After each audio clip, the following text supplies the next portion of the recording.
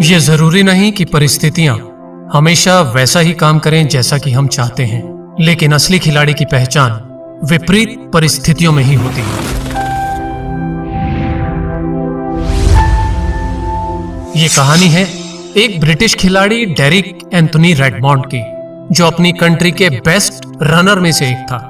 वो world championship और European championship 400 metre relay में गोल्ड मेडल ले चुका था। 1992 बार्सिलोना ओलंपिक में वो गोल्ड मेडल का एक प्रमुख दावेदार था, और जिस पर उसके देश का भरोसा और उम्मीद टिकी थी। और इस भरोसे का कारण था उसकी सालों की कड़ी मेहनत, ट्रेनिंग और उसकी फिटनेस।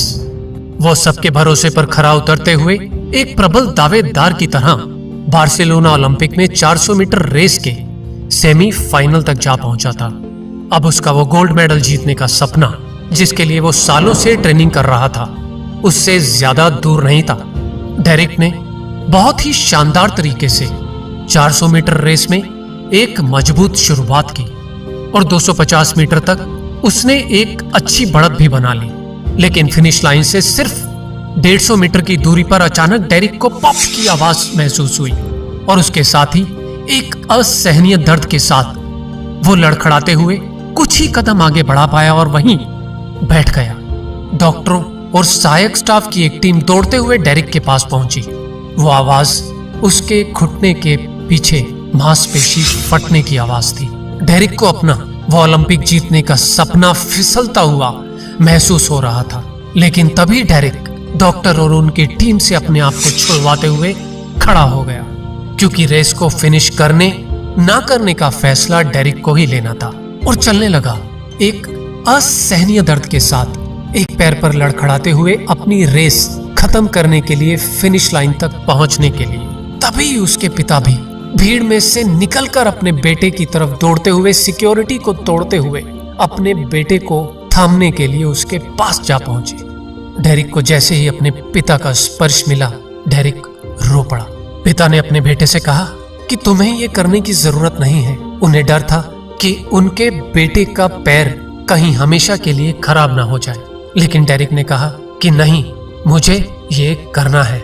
उसके पिता ने कहा ठीक है, फिर हम इसे साथ में पूरा करेंगे।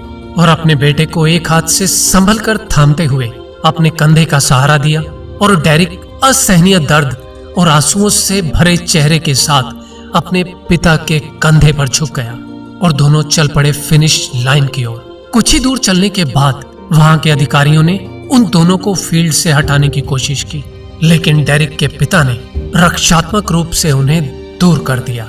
और इस तरह डेरिक ने अपने पिता के साथ वो रेस कंप्लीट की।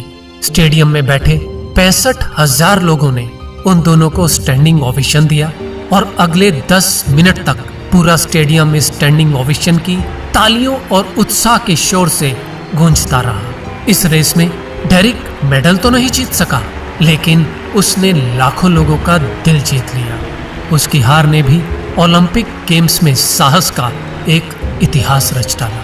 और अंत में इतना ही, तू और भी इम्तिहान ले ए जिंदगी, हमारे हौसलों की स्याही अब भी बाकी है। पसंद आया हो तो इस वीडियो को लाइक, शेयर और सब्सक्राइब करें, ताकि हम आपके लिए इसी तरह के नए मोटिवेशनल वीडियो लाते रहें। हमारे साथ अपना बहुमूल्य समय बिताने के लिए धन्यवाद।